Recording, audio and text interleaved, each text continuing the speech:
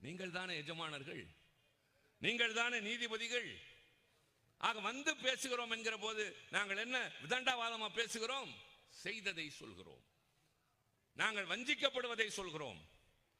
எனக்கு ஒன்றிய அரசு ஏன் பணம் தரவில்லை என்றால், இந்தி படிக்கவில்லை என்றால் தரமாட்டேன் என்று அமைச்சர் ஆணவத்தோடு பேசுகிறார். ஒரு சின்ன தகவல் சொல்கிறேன். இந்தியாவிலேயே எதிர்கட்சியில் துணிச்சல் மிக்கவராக திராவிட முன்னேற்ற கழகத்தை சார்ந்த நாங்கள் இருக்கிறோம் என்பதற்காக இந்த கூட்டத்தொடரில் வருவதற்கு முன்னால் ஒரு சின்ன திரியை பற்ற வைத்து விட்டு தான் வந்திருக்கிறேன். என்ன தெரியுமா? இந்த நாட்டினுடைய வர்த்தகத்துறை அமைச்சர் மீது உரிமை மீறல் பிரச்சனை கொடுத்து விட்டு வந்திருக்கிறேன். உறுப்பினர்கள் மீது தான் கொடுப்பார்கள், அமைச்சர் மீதே கொடுத்து விட்டு வந்திருக்கிறேன். அவர் சொன்னார் அல்லவா, அமெரிக்காவோடு ஒப்பந்தம் இந்தியா. அப்படி போடப்பட்ட ஒப்பந்தத்தை பற்றி அரசாங்கம் முதலில் அவையில் தான் சொல்ல வேண்டும், அதுதான் மரபு. கூட்டத்தொடர் நடக்கிற போது மாநிலமாக இருந்தால் சட்டமன்றத்தில், ஒன்றியமாக இருந்தால் நாடாளுமன்றத்தில் தான் சொல்ல வேண்டும். because the government is accountable to the parliament. Parliament is accountable to the people. அரசாங்கம் நாடாளுமன்றத்திற்கு கட்டுப்பட்டது, நாடாளுமன்றம் மக்களுக்கு கட்டுப்பட்டது.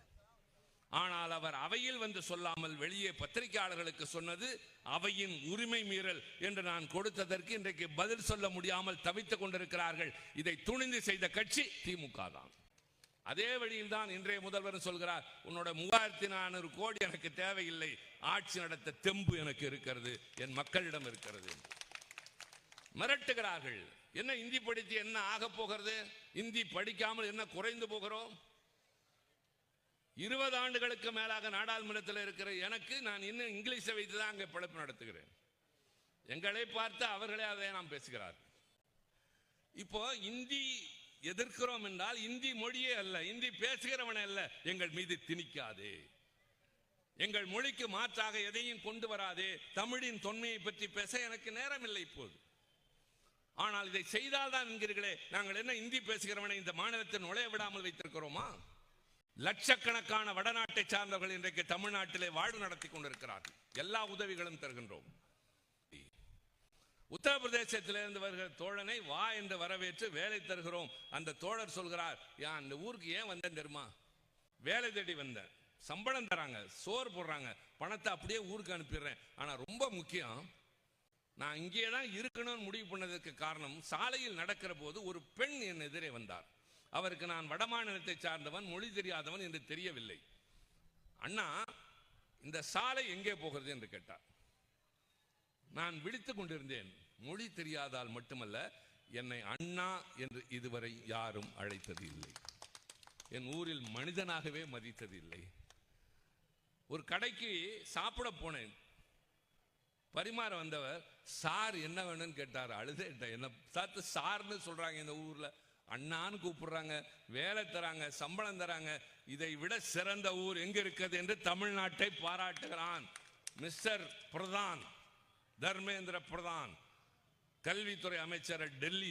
நான் சொல்றேன், இந்தி படிச்சாதாங்கிறிய, நீ படி வேணாங்கள, நீ படிச்சாதான் உனக்கு காசுன்னு சொல்ல நீ யார் என்று கேட்கிற நாள் வரும், நாளொன்று வரும்.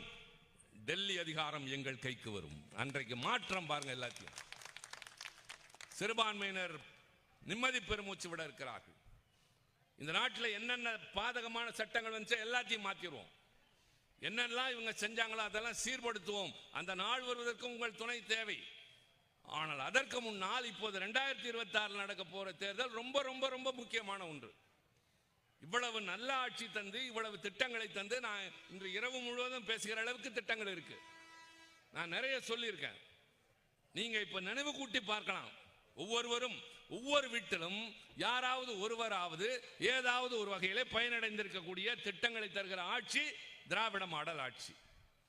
இந்த ஆட்சி தொடரட்டும் என்று நாங்கள் கேட்கிறோம். Dear brother, go to the people என்று சொன்னார். மக்களிடம் செல்ல வேண்டும், மக்களோடு வாழ வேண்டும், மக்களை பற்றி தெரிந்து கொள்ள வேண்டும்.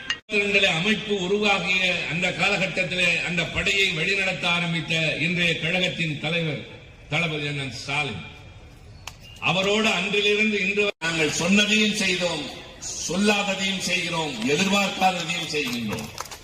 அதனால்தான் பிறர் வியக்கிறார்கள். நான் முதலிலேயே ஒன்றை இங்கே திரண்டிருக்கிற மக்களுக்கு தமிழ்நாடு தலைமையாக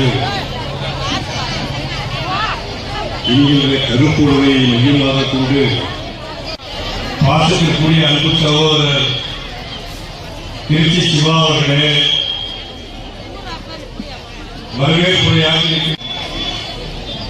நாடாளுமன்றத்திலும் மாநிலங்களவையிலும் நல்ல கருத்துக்களை பதிவு செய்திருக்கின்ற கம்பம் சட்டமன்ற தொகுதியுடைய பொறுப்பாளர் அன்பிற்கினிய அண்ணன் ஜெயன் அவர்களே, நிகழ்விலே முன்னிலை பொறுப்பேற்று அமர்ந்திருக்கின்ற மாவட்ட கழகத்தினுடைய நிர்வாகிகளே, மாவட்ட ஒன்றிய நகர பேரூர் கழகத்தினுடைய ஆற்றல்மிக்க செயலாளர்களே, இந்த நிகழ்வு சிறப்புற அமைய எங்களுக்கு தோளோடு தோள் நின்று பணியாற்றிய மாவட்ட கழக அமைச்சர் அண்ணன் மனோகரன் அவர்களே, மாவட்ட கழக துணை செயலாளர் அன்பு சகோதரர் செந்தில்குமார் அவர்களே, போட்டியிடும் பொழுது நடராஜன் வென்றார் வென்றார் என்று உரையாற்றிய மைதானத்தில் நீங்கள் பேசியிருக்கிறீர்கள். காலங்கள் வெற்றி பெற முடியவில்லை என்பதற்காக சத்துணவு திட்டத்தை கொண்டு வந்த காலம், இலவச வேட்டி சேவை திட்டத்தை கொண்டு வந்த காலம், அண்ணா எப்படி மாநிலங்களில் பேசுகின்ற பொழுது அத்தனை உறுப்பினர்கள் கூர்ந்து கவனித்தார்களோ அதை போல உறுப்பினர் பண்பாளர் என்று எல்லோராலும் பாராட்டப்படுகின்ற அண்ணன் கம்பம் ராமகிருஷ்ணன் அவர்களே வரவேற்புரை. காலங்கள் வெற்றி பெற முடியவில்லை என்பதற்காக சத்துணவு திட்டத்தை கொண்டு வந்த காலம், இலவச வேட்டி சேவை திட்டத்தை கொண்டு வந்த காலம், அண்ணா எப்படி மாநிலங்களில் பேசுகின்ற பொழுது அத்தனை உறுப்பினர்கள் கூர்ந்து கவனித்தார்களோ அதை போல